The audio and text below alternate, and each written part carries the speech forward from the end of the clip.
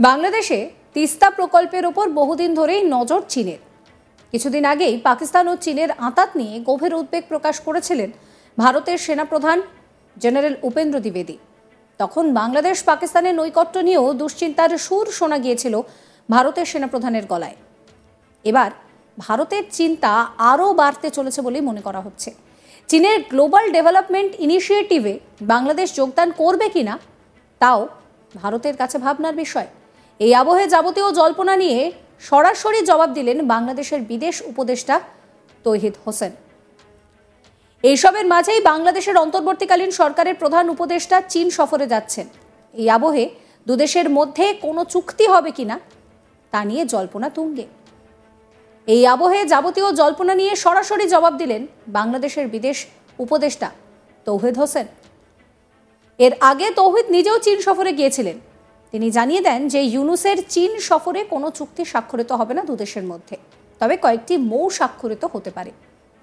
এরপর তৌহিদকে যখন প্রশ্ন করা হয় চীনের গ্লোবাল ডেভেলপমেন্ট ইনিশিয়েটিভে কি বাংলাদেশ যোগ দেবে, তার জবাব নিশ্চিত নয়, চূড়ান্ত সিদ্ধান্ত নেওয়া হয়নি। সাধারণভাবে আপত্তি নেই, তবে আমরা এর অংশ হব কিনা তা খতিয়ে দেখতে হবে। আপনাদেরকে শোনাবো কি বলছেন তৌহিদ হোসেন।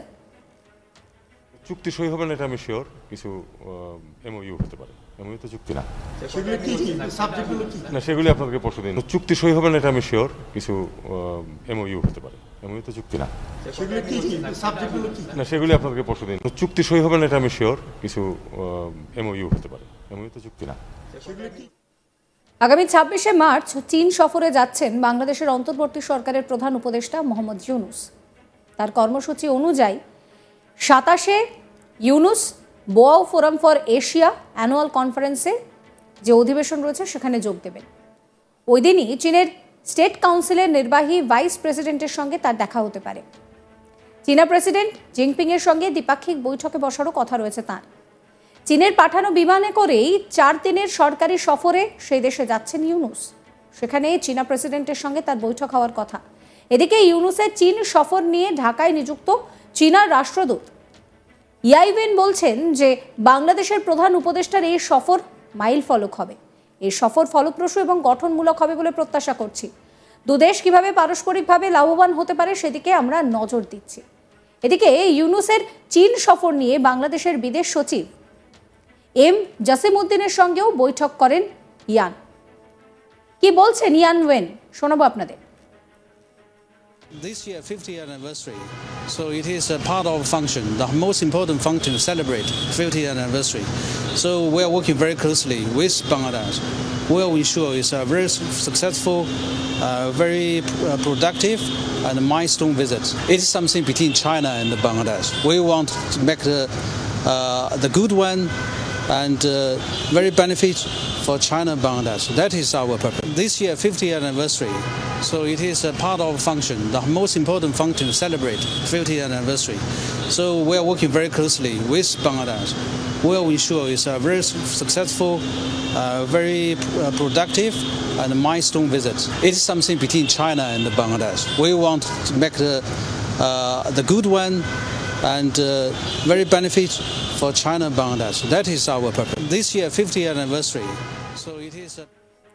প্রসঙ্গত আগামী 28শে মার্চ চীনের প্রেসিডেন্ট শি জিনপিং এর সঙ্গে দ্বিপাক্ষিক বৈঠকে বসবেন ইউনুস। এরই মধ্যে জানা গেল যে নরেন্দ্র মোদীর সঙ্গেও ইউনুসের বৈঠকের আয়োজনের চেষ্টা চলছে। এবার প্রশ্ন উঠছে যে মোদীর সঙ্গে সাক্ষাৎ করতে হঠাৎ কেন এত তৎপরতা ইউনুসের। এই বিষয়ে বাংলাদেশের সাংবাদিক শরীফ শাহাবুদ্দিন কি বলেছিলেন শোনাবো আপনাদের। উপায়ন্ত না দেখে নোবেল লরেট মোহাম্মদ ইউনুস এখন মানে ট্রাক ব্যাক অন দ্য ট্রাকে ফিরে এসছে। এখন মোদির সাথে দেখা করার জন্য তার আকুলি, তার সে ব্যাকুলতা প্রকাশ পাচ্ছে দেখা করার জন্য। সে খুব চেষ্টা চালাচ্ছে, সেটা বিমস্টেকে অথবা যে কোনো জায়গায় বিমস্টেক যখন বসবে তখন সেখানে হয়তো তারা ডিপ্লোম্যাটিক ওয়েতে তারা চেষ্টা করছে যে এট এনি কস্ট, যখন তুলসী কাবার যখন যে বক্তব্য দিছে সে বক্তব্যের পরে সে আর কেউ না বুঝুক, ইনুস বুঝে ফেলছে যে ঘটনাটা কি। তারপরেও সে আসল ঘটনাটা সাধারণ মানুষের কাছে তাদেরকে বুঝতে দেয় না যে তার অবস্থা কি, এখন কি হচ্ছে। তো সেই দিক দিয়ে সে ওই তলে তলে চেষ্টা করছে মোদিজির সাথে একটা আপোষ রফা করার জন্য, তারে যেভাবেই হোক এট এনি কস্ট মোদিজিকে যে কনভিন্স করে সে চেষ্টা চলছে তার সর্বশেষ সেলটা কিভাবে সে এই অবস্থা থেকে সে কিভাবে সে মুক্তি পায়, কিভাবে সে রেহাই পায়। যেহেতু আপনার ট্রাম্প, এর আগেও আমরা জানি যে ট্রাম্প মোদিজির উপর সকল দায়িত্ব তুলে দিয়েছেন, এবং এদিকে তুলসী গাবার্ড এবং তার আরো সহযোগী এবং ইন্ডিয়ান যে ইন্টেলিজেন্স আছে, ইন্ডিয়ান সিকিউরিটি যে চিফ আছে, এদের সাথে বসে যখন একটা বিষয় একেবারে আমার মনে হয় যে একটা ফর্মুলা এসে পড়ছে, যেটা ওয়ার অন টেরর এটাকে বলা যায়, যে বাংলাদেশ তো এখন ভুরি ভুরি উদাহরণ অলরেডি তৈরি করছে যে তারা একেবারে ওয়ার অন টেররের আওতায় চলে আসছে। এখানে জঙ্গি জিহাদিদের তৎপরতা এমন ভাবে বেড়ে গেছে যে সারা পৃথিবী এখন, সারা বাংলাদেশের মানুষ তো বটেই, সারা পৃথিবীর মানুষ এখন উদ্বিগ্ন, উৎকণ্ঠায় আছে যে কখন আরো কি সমস্যা বাংলাদেশে তৈরি হয়। এগুলো নিয়ে আর কি সারা পৃথিবীর যে শঙ্কা, সেটা তো মোদির ইয়ার কাছে, ডক্টর মোহাম্মদ ইউনূসের কাছেও আসছে, সে বুঝতে পারে। তো এই জন্য সে বিষয়টা আর কি এখন বুঝতে পেরে এখন মোদিজির শরণাপন্ন হচ্ছে। এই বিষয়টা পরিষ্কার যে এখন মোদিজি ছাড়া তার আর কোনো উপায় নেই, এটা সে বুঝতে পারছে। এই পরিস্থিতিতে দাঁড়িয়ে মোহাম্মদ ইউনূসের চীন সফর, এই পুরো বিষয়টা নিয়ে ঢাকায় নিযুক্ত চীনের রাষ্ট্রদূত ইয়াও ওয়েন কি বলছেন শোনাবো আপনাদের আরো একবার। This year, 50th anniversary, so it is a part of function, the most important function to celebrate 50th anniversary. So we are working very closely with Bangladesh.